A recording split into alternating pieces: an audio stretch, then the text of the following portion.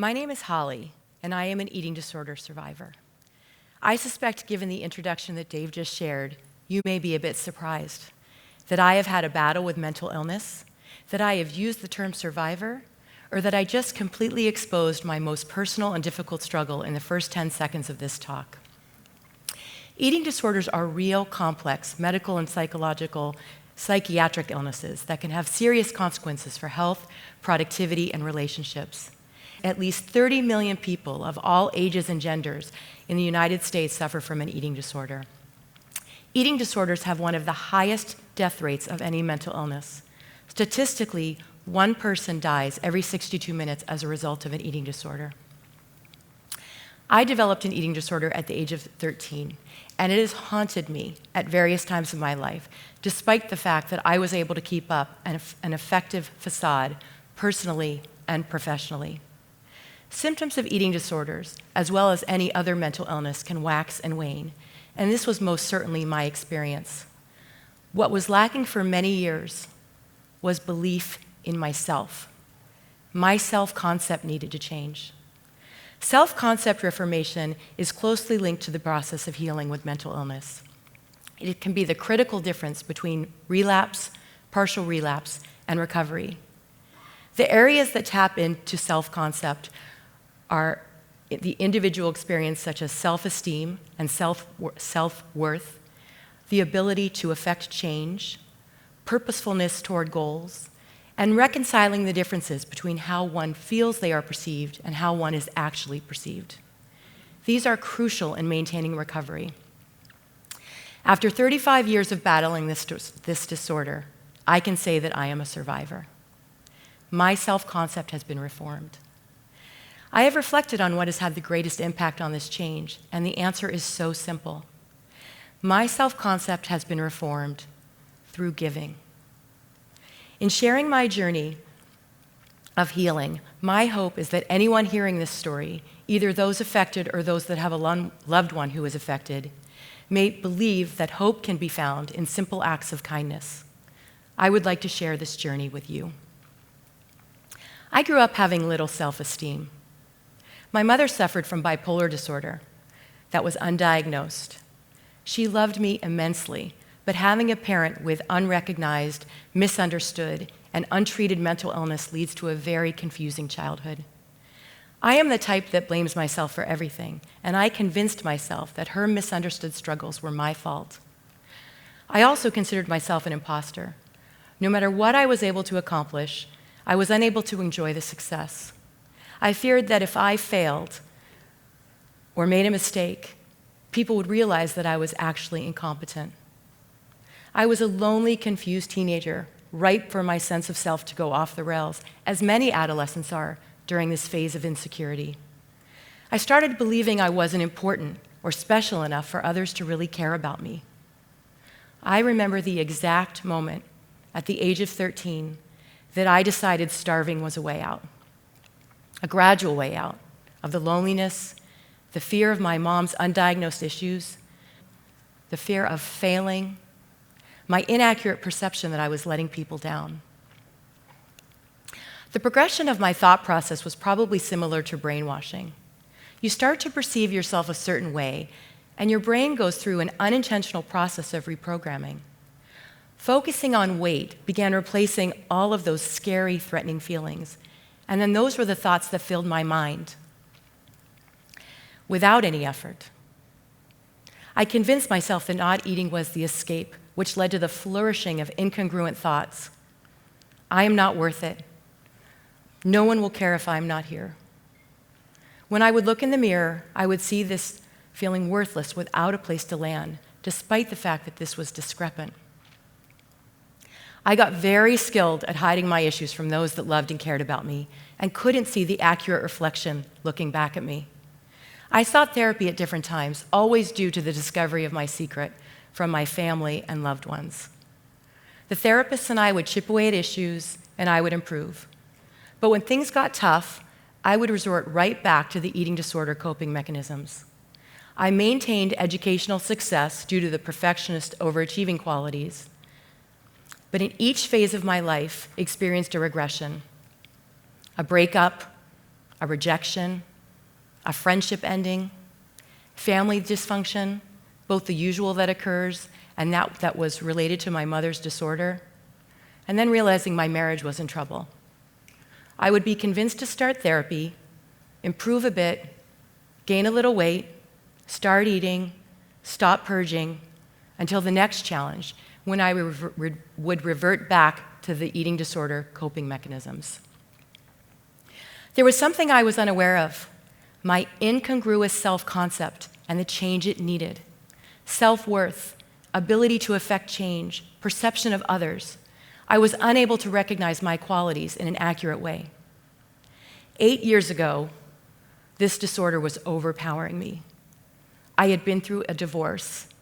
I was sad, embarrassed, and ashamed about this. I was getting used to only seeing my children 50% of the time. I felt an incredible amount of guilt that it was all my fault. I was wasting away. If this red heart represents me, the black is the amount of space that the eating disorder was consuming, crushing the redness inside. During this time, I was visiting my friend Chad from high school, who I had not seen in many years. You know how you have those friends from high school that know everything about you, more than you wish they knew, and they seem to remember everything? And due to your history together, they're not afraid to say anything to you. As one tends to hide any weakness during adolescence, we had never discussed the eating disorder, but he clearly had known and immediately recognized the state I was in. Recognizing the severity of what was happening, he said with frustration, "Hall, you have a spirit that is so beautiful, people stop on the street and do a double take." What? What did he mean? I honestly felt like it knocked me over. This was shocking for me to hear. I was used to actively deflecting every positive comment I received, except about my weight. I had a mental block to every compliment unless it was about my weight, which I took only as a positive, although in reflection, that was not the intention. "You are so thin." I would ingest that like the Pac-Man would ingest those dots, or the Cookie Monster devours cookies. Beautiful spirit? I couldn't recognize it or understand it and tried to reconcile it. How could he see something I couldn't see at all? What was missing? Did my family or friends or therapists try to say something like this to me in the past and I hadn't heard it? Did he just happen to say something unknowingly in the right way at the right moment? Shortly after, during my daily routine of racing to the hospital against the clock, I had to stop for gas. There was a man across from me also filling his tank. He looked like he could use a smile. I smiled at him and said, "Good morning." He smiled back. We completed this everyday task. As I was getting into my car, he said to me, "I hope you have an amazing day." It's a silly, silly story, but I remember it distinctly. I drove away thinking, did I just have an impact on that man's day? The change in wiring started that day. Did I have something special to offer? Over the next few weeks, I recall walking down the hall at the hospital and seeing pictures of leaders that had had an impact on the organization. I had this feeling of, I think I'm missing out. I think I have more to give. I think there is a lot inside of me. Perhaps I could be one of those people. An opportunity to lead the pediatric department opened up, and I applied in an attempt to explore this desire to offer more. I was as green could be in a medical leadership position. I handled some things that I wish I would have done differently. The important thing is that I opened up an opportunity to offer more and to learn more and to make changes. I committed to learning how to become a better leader. I made mistakes. That was hard. Making mistakes and not being perfect. And shocking for me, there were people I respected to discuss things with and support me, and to learn of and to learn from their mistakes. I started seeing my efforts translate into real changes, partially based on my creativity and problem solving, and partly based on my relationship building skills with my professional peers. And I had a passion for all of this. I started contributing on a system level that was having an impact on patient access and patient care and clinician engagement. I started to perhaps accept that I was part of the change, a really positive change. I had the ability to affect change, and I was purposeful. The venture into administration started consuming more of my clinical time, which I missed. So I started to look into medical volunteer opportunities, which led me abroad. Off I went to Panama, armed with a stethoscope and medicines. Little did I know how much impact this trip would have on me. My intention was to deliver medical care to those without access. The experience ended up being so much more than that and had such an amazing effect on my healing. It was learning about the people I was fortunate to meet, their lives, their stories, their loved ones, their personal struggles. There was an opportunity to listen and care and make some powerful connections. Was this the spirit Chad had been talking about? I had traveled as a medical provider, but ironically, most of the gifts from the experience did not require a medical degree. It involved giving and sharing and understanding.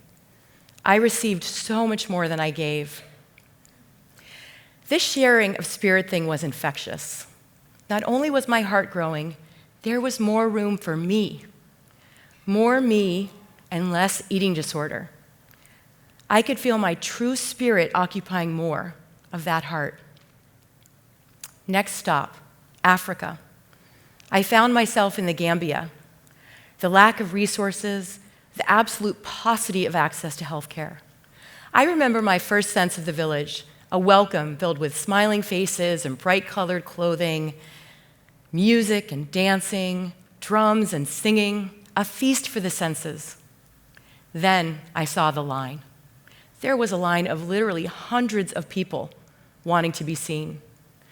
One of my first patients had to be carried over to me. Fatou, who couldn't walk, appeared extremely weak and frail. She was 18 years old with progressive weakness for 3 years. She had never seen a doctor, had never had any tests, and frankly, looked horrible. I thought she had malaria, but that test was negative. What to do? I didn't know what to do, so I asked her to sit with me until I could give her the time that she deserved. I couldn't send her away, but I had no idea what to do. She sat with me for 10 hours without a word of complaint. Finally, when the darkness made it impossible to see more patients, I spent time with her and went to her family's home to get more history. We sat under the moonlight, sharing experiences and then many embraces. Sitting outside with them was the most impactful part of my trip for me. I opened my heart to Fatou, and she and her family welcomed this and opened their hearts to me. Fatou's neurologic disease is incurable, but with some efforts here and the help of many, we were able to bring her a wheelchair upon my return visit this year, allowing her to have opportunities of independent mobility. Reconciling the differences between how one feels they are perceived and how they are actually perceived. Her smile will be etched in my mind forever. I returned to the Gambia in June. The team spent countless of hours seeing hundreds of patients trying to offer some semblance of care. My favorite moment? There was a circle of African women that I was sitting with at the end of a long day. We didn't speak the same language, but we could laugh and smile together. One woman started dancing. I joined her, or attempted to, as the other women literally cackled at my attempt to dance with her in her African style. I will spare you that video. No need to speak the same language. No need for a medical degree. My heart is filled with the joy and warmth I felt, and I bet they won't forget how we laughed together, or perhaps how we laughed at me as we danced together. Changing how you feel about yourself. One doesn't need to go to Africa to reform your self-concept. The most impactful moments involve connection and understanding and helping others to feel that they are noticed and have value. It can be as simple as a smile and have an effect on you that you could never imagine. My representation of how I'm feeling now, this is me. My heart is bursting. As a professional, I have treated many adolescents with eating disorders. I would talk to patients about the importance of nutrition and balance. I would try and help them see how dangerous this disease could be. But the power of denial is strong. Even during my most severe episode, when it was recommended that I have residential treatment, I was completely in denial and would not internalize any of the discussions or advice that I was giving to my patients. I would counsel them on the dangers of the disease, beg them to understand all they were missing out on by focusing solely on their weight, and then I would continue to starve myself. Last June in the Gambia, I met a 25-year-old woman who was literally skin and bones. She had a 13-year history of a disease process that prevents the body from absorbing nutrients despite adequate access to food. Her situation was much different than mine. Her undernourishment was due to a condition of malabsorption, without any access to care. And mine, although not nearly as severe, had been due to a mental health condition. I hadn't had the ability to recognize the similarity I had with some of my patients for 20 years. However, seeing this woman had an effect on me that I had never experienced before. I could see it. It was stark and dramatic. And due to her situation, there was no opportunity for her to have a proper evaluation. Her appearance is forever imprinted in my mind. I couldn't help her, which is haunting to me. I couldn't help her, but she unknowingly gave me the gift of realization of my own healing. Going, seeing, learning about the experiences of others, opening your heart and mind to the unfamiliar, and realizing that you have something special to offer. These things are so important in understanding your inner self and so powerful in strengthening and perhaps reforming your self-concept. A dear friend and mentor recently gave me a keychain with the following saying, and then, just like that, a tiny little ember that had been smoldering inside of her for ever so long ignited, and she found her fire.